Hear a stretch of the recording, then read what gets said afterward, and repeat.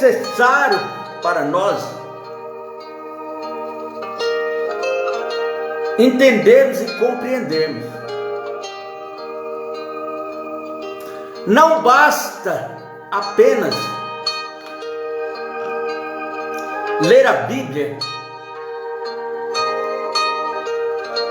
desfolhar o livro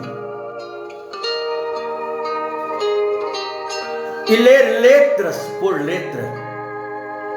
Como não basta também desfolhar a mensagem do profeta e ler página por página.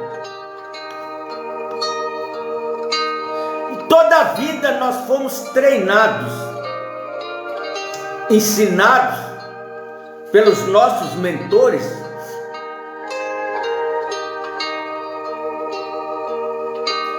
a subir na plataforma, a juntar o povo para ouvir nós lermos uma literatura, uma mensagem. E tinha aqueles que categoricamente liam pontos e vírgulas a mensagem de capa a capa.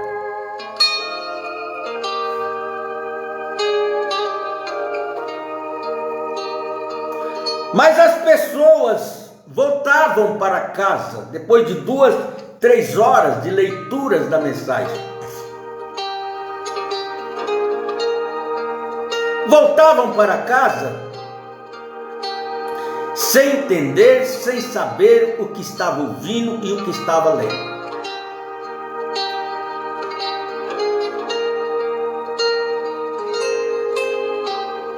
Quando o Espírito Santo transformou Felipe, pegou Felipe,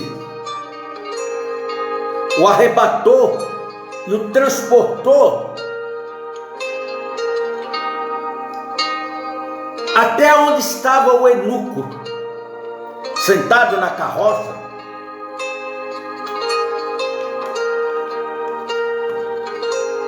E ele estava lendo o livro de Isaías. Lendo, meditando, empolgado com a leitura que ele estava fazendo. Aí de repente Felipe brota ao lado da sua carroça. Ele deve ter levado um susto, um espanto. Oh, quem é você? Aí eu sou Felipe. Aí Felipe, ele oferece uma carona para Felipe na carroça. E Felipe observa que ele estava lendo o livro de Isaías. Aí Felipe então o interroga e pergunta para ele: o que você está lendo? Ah, eu estou lendo Isaías. Você entende o que você está lendo? Aquilo deu um branco, como diz o ditado, na mente do eunuco. Você entende o que você está lendo? Mas ele foi sincero. E ele responde para Felipe: como eu vou entender se não tem quem explique, quem ensine? Aí então Felipe passa a explicar para ele o que era que ele estava lendo. Aí ele fica tão empolgado que ele olha para Felipe e diz assim: eis aí a água. Eles estavam passando frente a um lago. Eis aí a água. O que me impede de ser batizado então? Ele disse: é necessário crer. Ele disse: eu creio que Jesus é o Filho de Deus.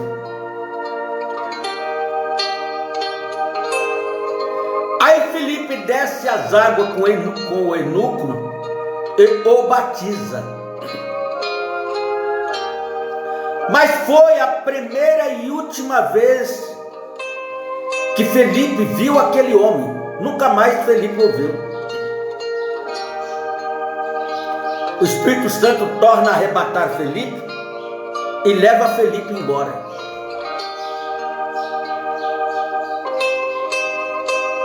Agora, Felipe não indicou ele para um pastor. Felipe não foi o pastor dele. E a história não nos narra, nos conta quem foi o pastor daquele homem dali para frente. Em qual tabernáculo ele foi congregar? Não. Porque a missão de Felipe era trazer a mensagem, entregar a ele a mensagem e o batizar.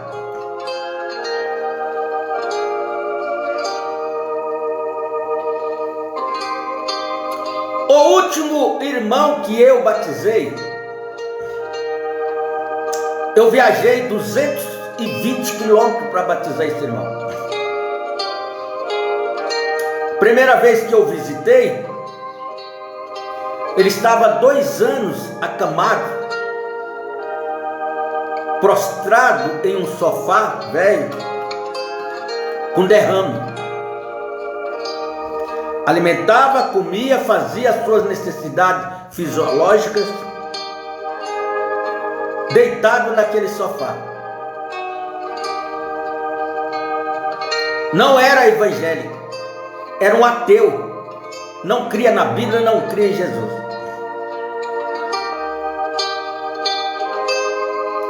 E eu orei por aquele homem. Menos de 60 dias, eu regressei ali de novo para o batizar, curado, liberto e são. E eu procurei por 2 pastores mais próximos ali, para dar assistência para aquele homem, aquele irmão. E nenhum deles se dispôs a dar assistência para aquele irmão, porque era pobre, miseravelmente pobre. Morava no meio do matagal, num sítio, longe da cidade. Não tinha grandes interesses. Mas eu apenas fiz aquilo que o Espírito Santo me dirigiu e me levou a fazer. Orar pelo homem, o homem receber a sua cura e ele ser batizado.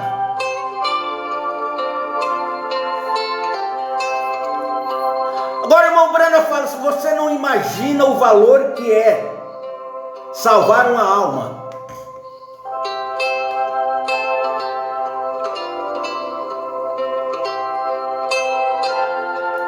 Eles, quando você chegar lá, atravessar o rio e chegar lá do outro lado,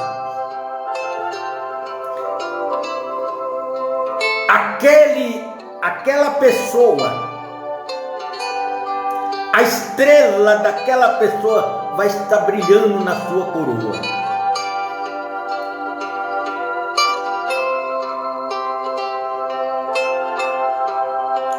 Então é melhor ganhar uma alma para Cristo do que ganhar um carro zero, uma limusine zero, um apartamento, uma fazenda. Porque qualquer coisa que eu adquirir aqui na terra, material, humanamente aqui na terra, quando eu partir daqui na terra, vai ficar aqui, apodrecer aqui. Mas uma alma que eu dirigir a Cristo, ela me representará lá quando ela chegará lá.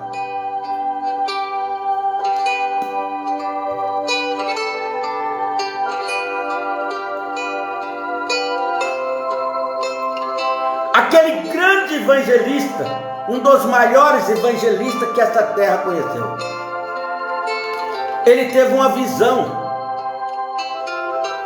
E na sua visão ele chega no céu. E assim que ele chega, ele quer entrar no céu. E o nome dele era Daniel Cures. E ele se apresenta na portaria. Isso na visão dele, que eu não sei se há uma portaria na entrada do céu, mas na visão dele. E ele se apresentou. E o porteiro que o atendeu disse: qual é o seu nome? Daniel Cures. O que você deseja? Aí eu quero entrar. Ele disse: mas você só pode entrar se o seu nome estiver registrado aqui no livro. Ele disse: não, mas o meu nome está aí. Eu sou Daniel Cures, o maior evangelista que teve na terra. Aí o porteiro vasculhou o livro de capa a capa e disse: o teu nome não está aqui. O homem já havia ganhado mais de um milhão de almas para Jesus, mas o nome dele não estava lá no livro. Aí ele entrou em desespero. E insistiu, e o porteiro com o livro na mão disse: eu não posso. Só entra aqui quem está com o seu nome escrito aqui no livro. É como uma chamada na escola, quando o professor chama aluno por aluno. Se o aluno não responde, ele marca falta. É como a empresa. Na hora de fechar o ponto, o RH vai fechar o ponto. Seu cartão não está carimbado. Você não entrou na empresa naquele dia. Você sofrerá os danos. Ele diz: não, seu nome não está aqui. Aí de tanto Daniel, o evangelista Daniel Cures, insistir, ele disse: tá bom, você quer apelar o seu caso? Ele disse: quer. E ele apelou para o segundo tribunal de justiça. E quando ele apelou, uma voz sai do trono e pergunta para ele: qual é o seu nome? Daniel Cures. O que você tem feito na terra? Aí eu tenho sido um grande evangelista. Aí a voz perguntou para ele: você foi fiel lá na terra? Aí ela lembrou que ele não foi. Ele disse: não, não fui. Sincero.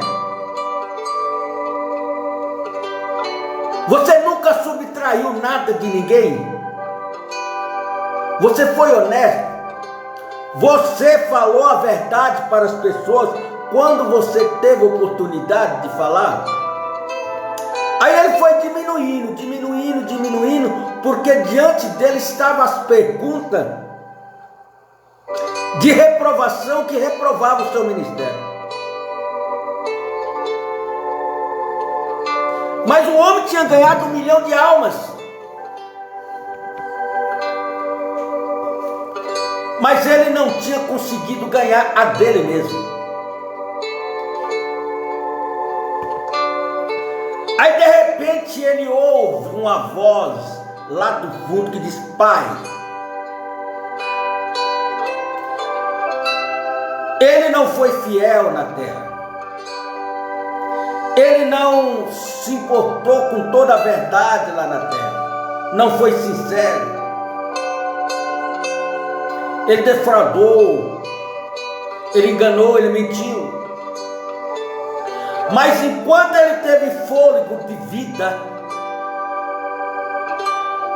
ele se levantou por mim. Ele me defendeu. Ele falou ao meu respeito para as pessoas. Deixa-o entrar e coloque na minha conta.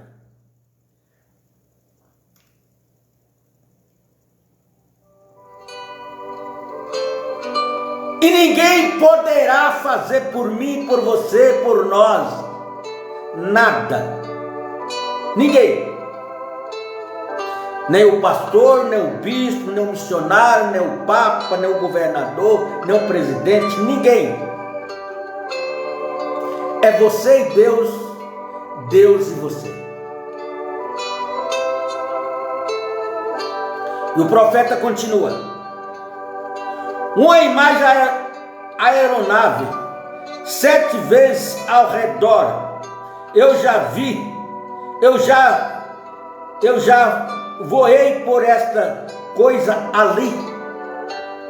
Eu não vou e digo, o piloto, antes de eu entrar nesta aeronave, você me diz qual é o alcance que cada um destes propulsores possui. Dê-me todo o mecanismo de como este avião funcionará.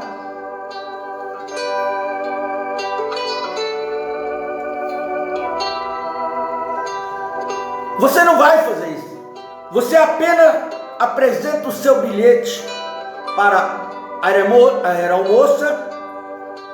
Ela manda você assentar, você assenta e viaja. Coloca o cinto e vai viajar.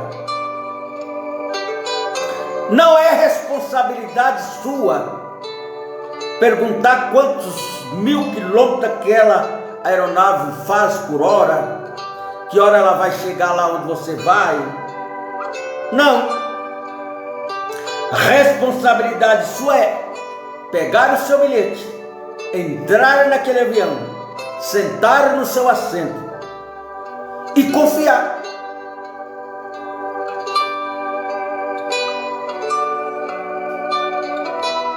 E você não pode estar ali dentro preocupado. Seu avião vai bater no intérprete de uma nuvem ou numa tempestade, se ele vai cair, se ele vai destroçar, se você vai morrer. Não.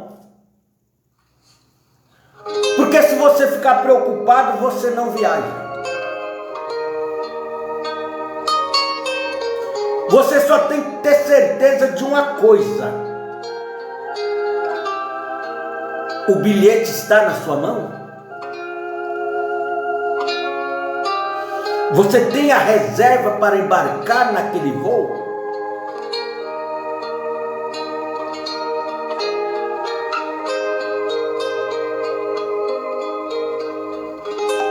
E na hora de uma tempestade,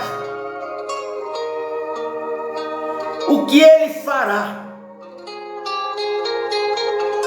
Quanto de força tem? A que altura pode subir? Ou a mecânica? Eu não pergunto todas essas coisas. Eu sei que a aeronave já atravessou com outras pessoas. Não sou o primeiro que está nessa aeronave viajando. Outras pessoas antes de mim já viajaram, foram e voltaram. Eu não sou o único. Outras pessoas antes de mim falaram do amor de Cristo para você. Falaram desta mensagem para você. Falaram que Jesus Cristo sara, cura e liberta e batiza com o Espírito Santo para você. Não sou eu o único. Mas por que você não embarcou ainda? Está com medo? Medo que o avião vai cair?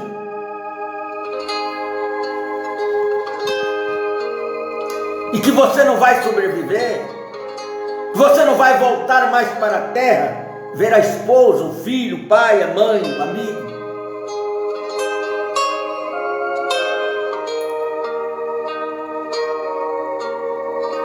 As pessoas sabem, por mais incrédula que ela seja, ela sabe que há um poder superior. Ela sabe que há um Deus, ela sabe que há um céu para ser alcançado. Mas ela tem medo de tomar partido. Ela tem medo de se decidir. E o tempo não espera por ninguém. Ele passa, ele vai embora. O tempo não vai esperar você, eu, nós decidirmos, resolver se vamos ou se não vamos.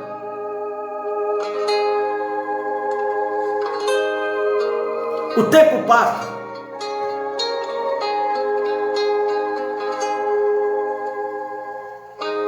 Se a aeronave já atravessou com outras pessoas, ela atravessará comigo. Se esta aeronave já atravessou o oceano, já atravessou de um país para o outro com outras pessoas, ela atravessará também comigo. Se Enoque subiu no arrebatamento, Deus o tomou para si e o levou embora, esse mesmo Deus também me tomará, se eu tiver a mesma fé de Enoque.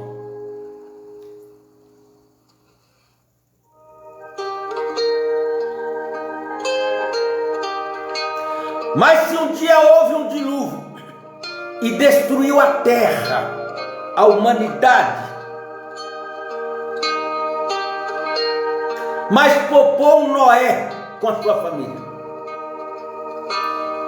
esta cena se repetirá novamente. Então eu simplesmente entro a bordo e procuro um lugar para mim e me assento, e depende do piloto que ela chegue lá. Não é preocupação minha, é do piloto. É assim que é com a cura divina. Eu não conheço todas as mecânicas em relação a ela. Eu não posso lhe falar das mecânicas, ninguém pode. Como um homem pode morrer ali e ter os seus lombos açoitados, se ele é o mensageiro de Deus para curar o enfermo, porque ele crê nisso.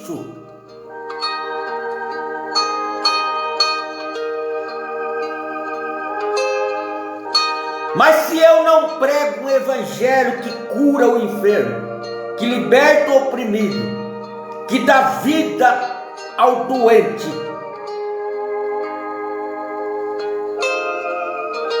eu estou pregando um evangelho anátema. Paulo disse isso aí em Gálatas 8:1.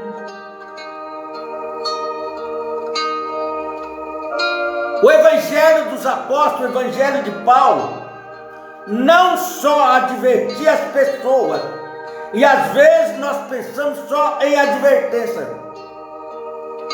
Só queremos advertir, corrigir, ensinar, mas o evangelho é só isso? O evangelho não tem nada mais do que isso.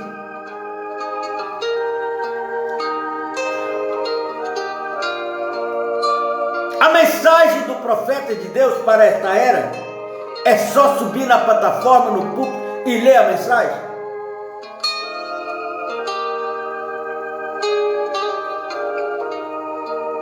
Qual é o benefício que isso me traz?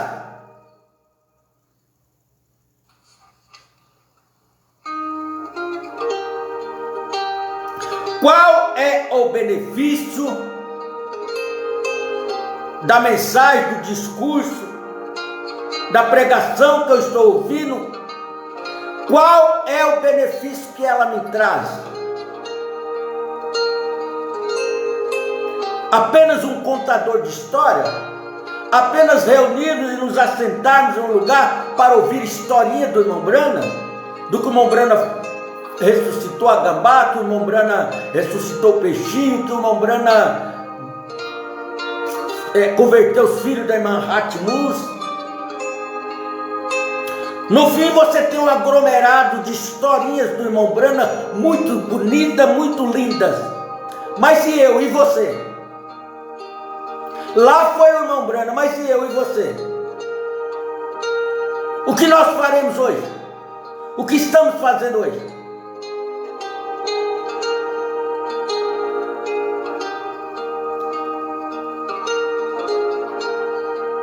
Qual é a essência do evangelho que nós estamos pregando hoje?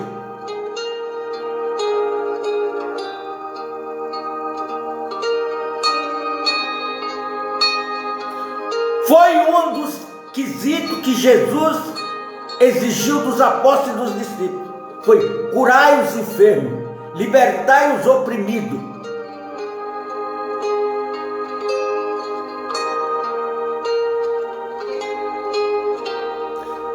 Jesus não nos colocou aqui na terra apenas para fazer funerário, para sermos agentes funerários, fazer enterro, enterrar pessoas, não.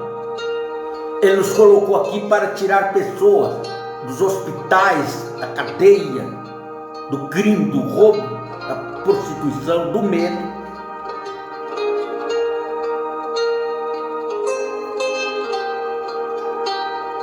Porque ele crê nisso, eu não posso explicar isso.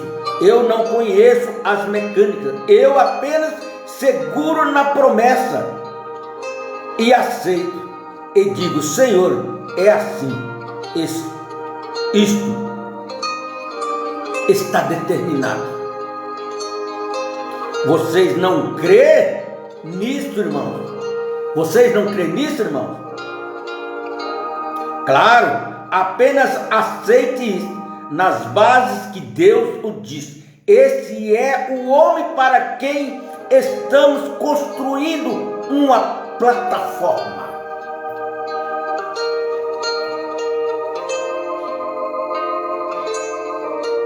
Nós temos que ter esse vigor em nós.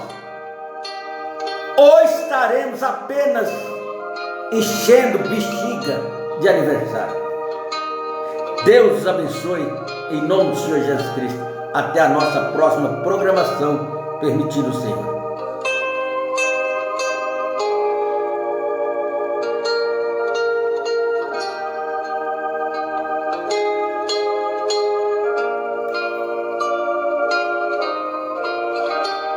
Deus abençoe minha amiga Sheila, lá em Brasília, Distrito Federal. Deus abençoe minha prima da minha esposa, minha prima Terezinha, lá em Rio Preto. Deus abençoe, minhas condolências. Que Deus ajude você a vencer cada dificuldade, cada batalha. Deus abençoe os irmãos da rádio Morumbi, que está nos acompanhando. Deus abençoe a todos vocês. Deus abençoe irmã Vera Floriano. Deus abençoe João Ramos. Deus abençoe Mário Trindades. Deus abençoe o pastor José João, lá em